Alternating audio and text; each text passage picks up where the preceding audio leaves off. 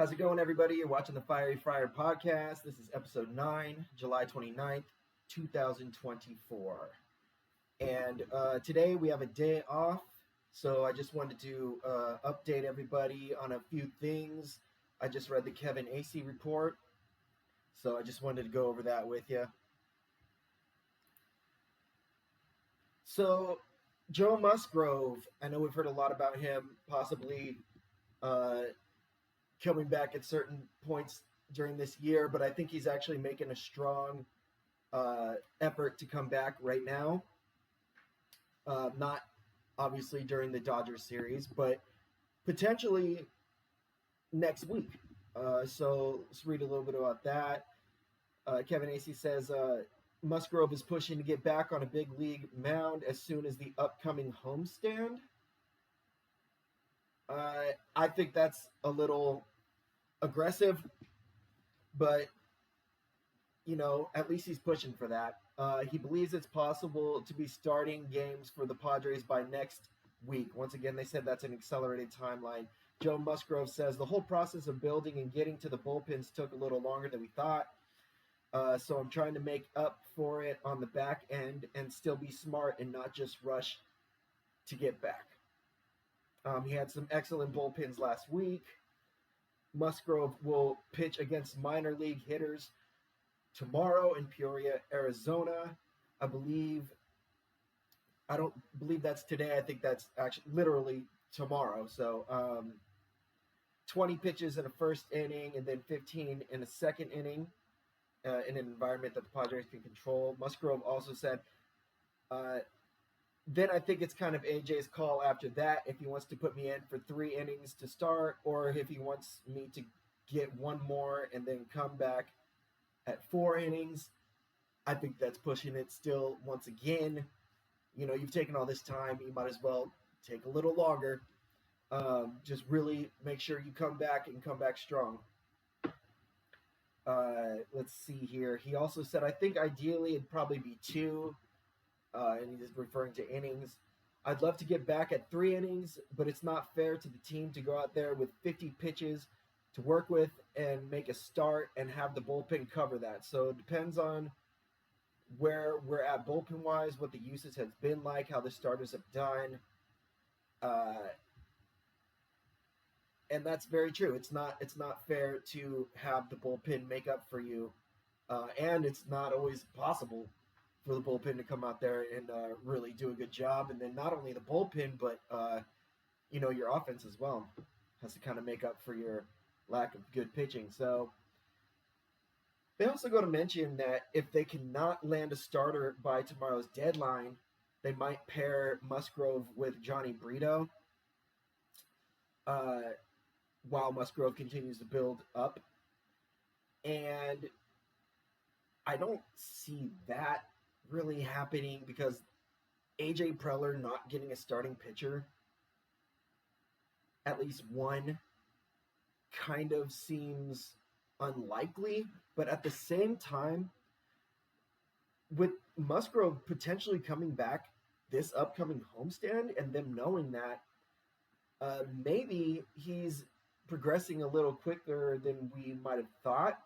And that might, I think this is crazy, but maybe they don't be too aggressive getting a starting pitcher because they know Musgrove's coming back. I don't think he's going to come back strong right away or anything, but it does sound like he's definitely going to be back this year, which maybe they've reported that, but I didn't always believe it. Darvish, I still have no idea about, and, he has a right to his privacy and everything, but potentially he could come back. It's not like he's injured. He was injured, but he's dealing with a family ordeal. And we don't know what that is, and we don't need to know what that is. But if he does come back, can you imagine if he came back and Musgrove came back and we got a starting pitcher? It's in the realm of possibility. But we are going to have to – I don't think – we've done all the trades we're going to do. We still have 2 days, and AJ Preller can do a lot in 2 days. So we'll see what's going on there. But Joe Musgrove said, "It's hard to go out there when you know you only have 40 to 50 pitches to work with. One bad inning kind of messes up the whole day for everybody. So it's up to AJ if he's ready and he trusts me to get out there. I feel ready to go." So there's a lot of up to AJ's and there's a lot of self-confidence here. So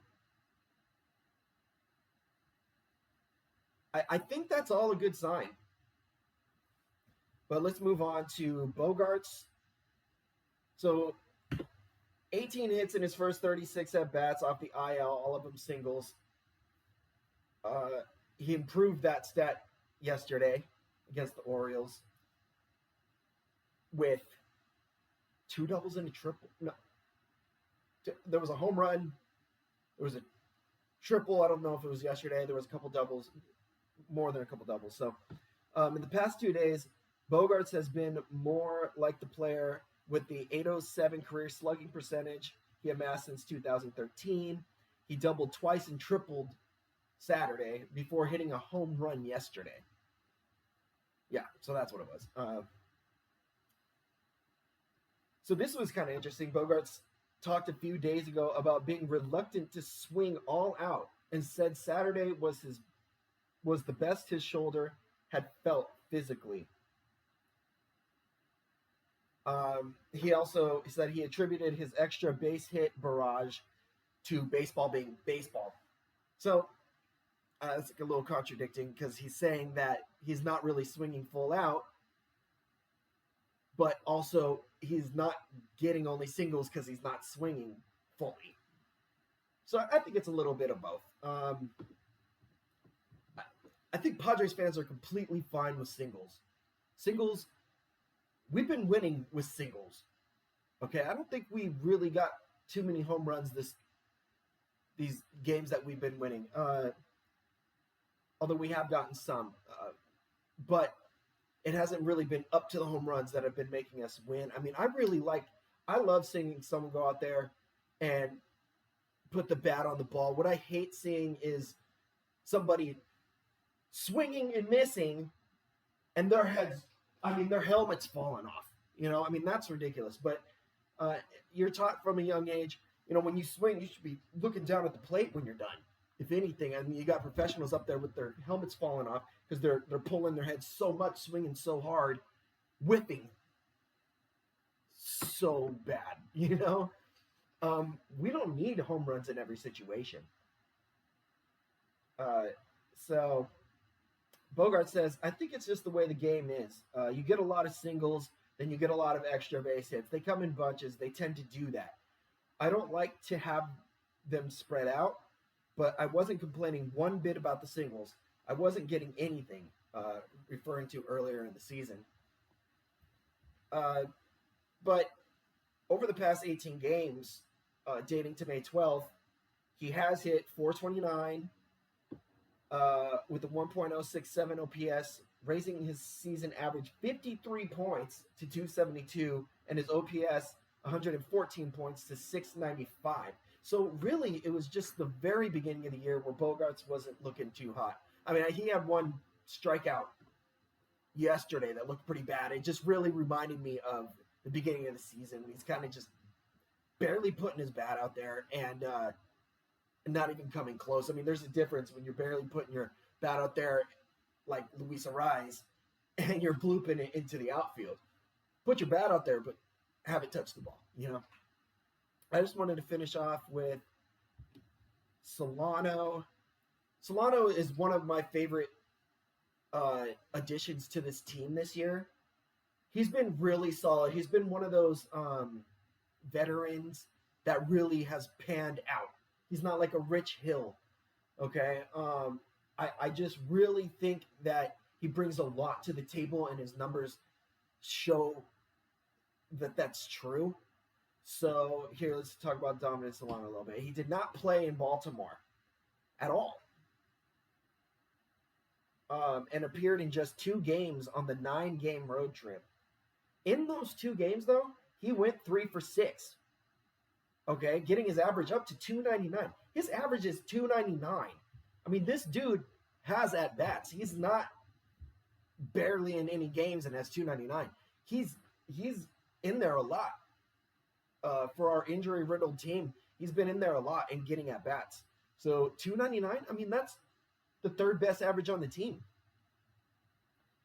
He is the odd man out in the infield DH rotation since Bogearts' return. He started just 3 times and subbed in once in the 12 games since Bogearts' been back.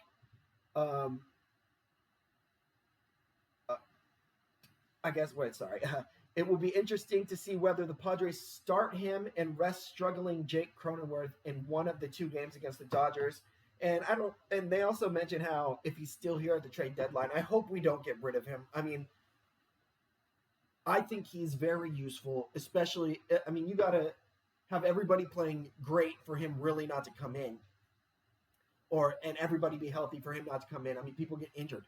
They obviously, the season's growing on. It's getting into the last third of the season. I mean, I think you need that depth. But could we trade him and get someone we need even more in pitching or something? I mean, I don't know. We'll see what AJ Preller does. I would hate to see Solano go.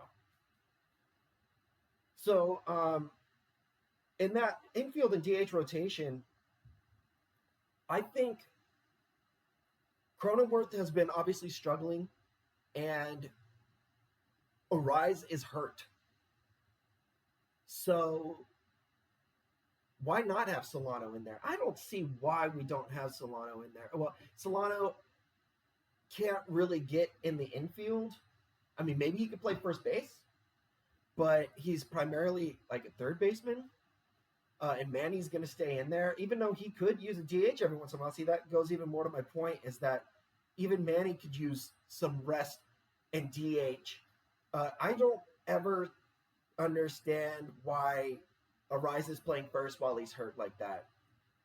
He's obviously grimacing after every single contact with the ball, which he gets a lot of contact with the ball.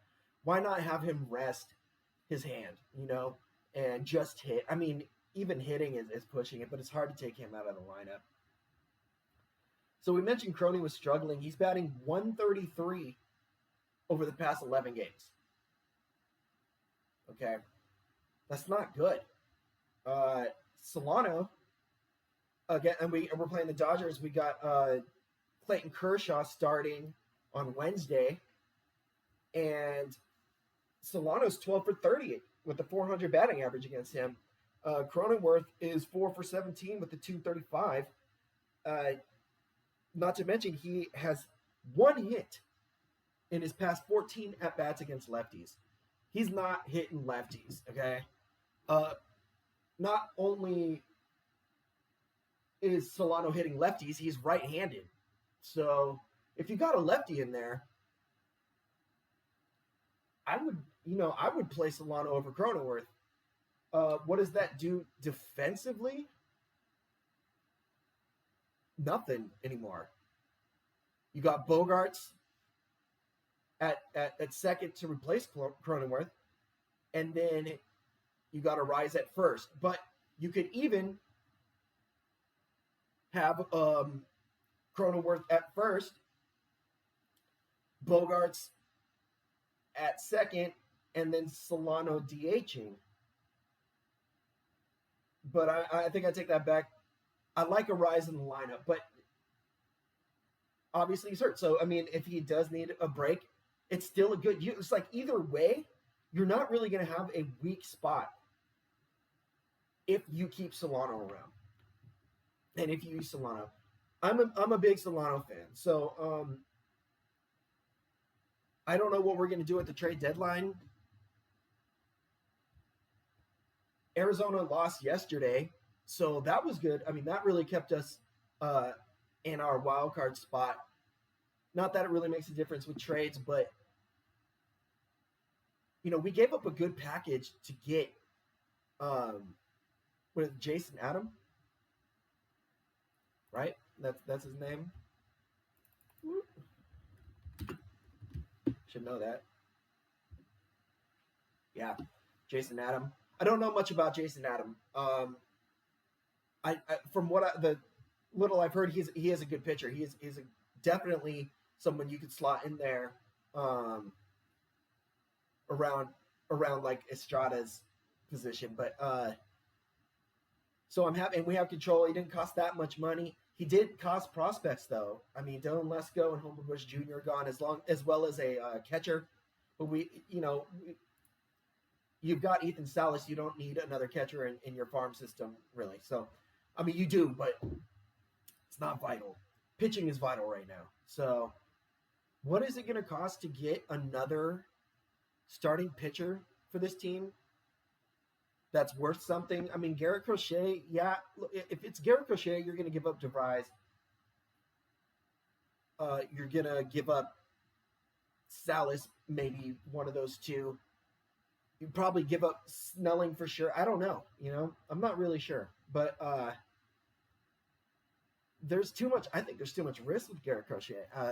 He's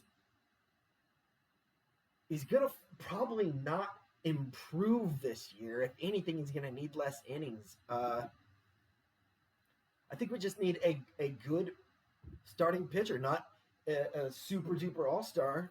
We need someone that's solid, because we've been playing with less than solid with Major and Vasquez a lot of the year. And we've been doing good. So our offense is going to be there.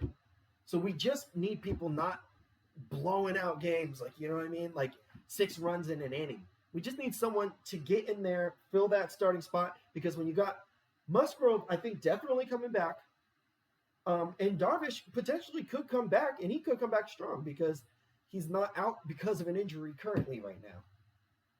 And it's up in the air. Anybody that tells you that they know that he's coming back or not is probably lying, unless you're talking to like Mike Schilt. Darvish could come back. If not, though, we just need that starting pitcher there. Do we need another bat? I don't think so. Why do we need another bat? We have the highest batting average in the league. So I think we're fine. Looking forward to see what happens tomorrow at the trade deadline, how we do against the Dodgers. Freddie Freeman is not going to be there. He has something's going on with his son. So we pray for him. Hope him the best. Not that I'm the biggest Freddie Freeman fan in the world, but it's just baseball. You gotta wish health upon these guys. You gotta never trash talk anybody for anything on a personal level in baseball. Okay, it's a game. We play to win, but we're all out there having fun, and let's lift this city up and beat these Dodgers. We got a 2-game series. I think we at least take one of those games. Lesser teams have been taking games from the Dodgers, so I think we've got a good chance. That's it for me. I hope you enjoyed this report by Kevin Acee. Hit that subscribe button. Give me some views. Tell your friends. I would really love to be your source of information for the Padres locally, at least one of your sources for information. I'm passionate about this team. I'm fiery, got pride, and I think we're going to do it. We could go all the way this year. Quote me on that. Peace.